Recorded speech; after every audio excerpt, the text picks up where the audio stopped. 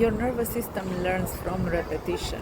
Have you ever wondered why you keep reacting the same way even when you know that that reaction doesn't help you? Maybe you overthink, maybe you become anxious very quickly, maybe you automatically say yes when you actually want to say no. Maybe you avoid conflict, or perhaps something small happens and your body reacts much more strongly than you expected.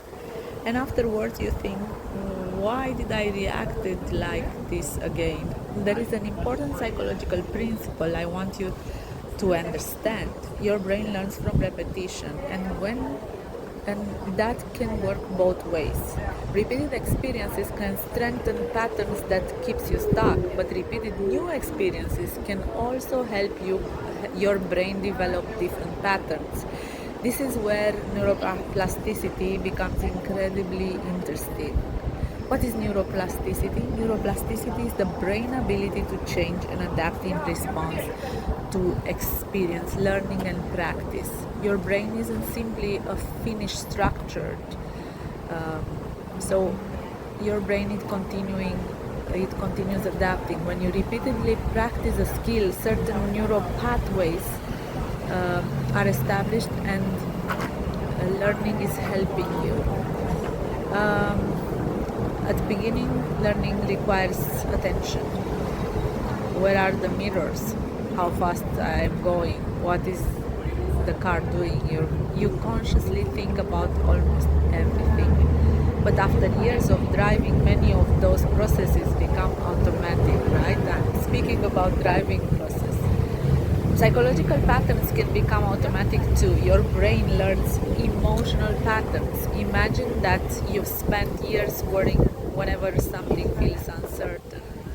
Something happens, you worry, you check, you analyze, you imagine different scenarios. Maybe you ask someone for reassurance, and eventually you feel a little better. Your brain can begin learning. When uncertainty appears, you start wondering, and it's a pattern. Something similar can happen with avoidance. You feel uncomfortable, you avoid the situation, you immediately feel relief, and the brain learns something from that relief. Avoiding this helped me feel better, so next time the impulse to avoid may become even stronger. This doesn't mean that every habit or emotional reaction is simply a matter of repetition. Our behavior is influenced by biology, temperament, relationship, environment, learning history, and many other factors. But the repetition is one of the mechanisms through which patterns can become stronger. And that also gives us an opportunity. We can practice new responses. Let's imagine that you normally become anxious when you receive a difficult email. Your automatic reaction might be open it, read it 5 times, imagine the worst possible interpretation, start writing an answer, delete it, write another one, ask someone what they think, check the email again. Instead, imagining practicing something different. You react differently. You read the email once, you put both feet on the floor, you slow your breathing, you remind yourself, I don't need to answer immediately. You give yourself 10 minutes, then you return and decide what actually needs to be done. That might seem like a very small change, but psychologically, something important has happened. You experienced a trigger without automatically completing the old pattern, and you practice a new response. This is why small experiences matter.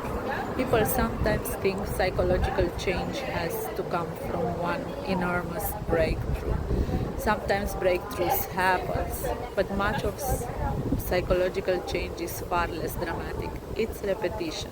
You notice the pattern, you interrupt it, you practice something different, and then you do it again and again. Think about boundaries. The first time you say no, it might feel extremely uncomfortable. Your mind may immediately start asking, was I rude? Are they upset with me? Should I send another message? But then you discover something.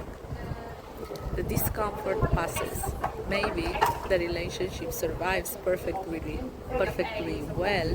You practice another boundary, then another. Gradually, you are giving your brain new experiences. Your nervous system also learns safety. We often talk about how difficult experiences affect us, and they certainly can, but I think we need to talk more about the other side of learning. The nervous system can also learn from repeated experiences of safety, a calm conversation, someone respecting your boundary, walking through a forest, breathing slowly, being with someone you trust, moving your body, doing sports, solving a difficult situation successfully, feeling anxious, and discovering that you can tolerate the feeling is the solution. Standing up for yourself and realizing that you can handle the response. These experiences matters, especially when we actually notice them. Instead of immediately moving to the next problem, give your brain a few seconds to register. That went well. I handled that. I'm safe here. I can do this. This is also learning. Reset, rewire, rebuild. This is one of the ideas behind my Neuro Mind Reset method. I describe the process using 3 words: reset, rewire, rebuild. Reset means helping regulate unnecessary activation so that you can respond more intentionally. Rewire means repeatedly practicing new responses and experiences that support more helpful patterns. And rebuild means creating habits, relationships, and environments that make those patterns easier to maintain. And here's the important part: you don't have to change everything at once. Choose one pattern. Maybe it's overthinking. Maybe it's constantly checking your phone. Maybe it's saying yes automatically. Maybe it's reacting immediately when you're upset. Notice the moment when the old pattern begins. Pause and ask yourself, what response do I want to practice instead? Then practice that response, even imperfectly, because every time you respond differently, you're giving your brain another experience to learn from. One challenge for you for the next 7 days. Choose one small pattern you want to change.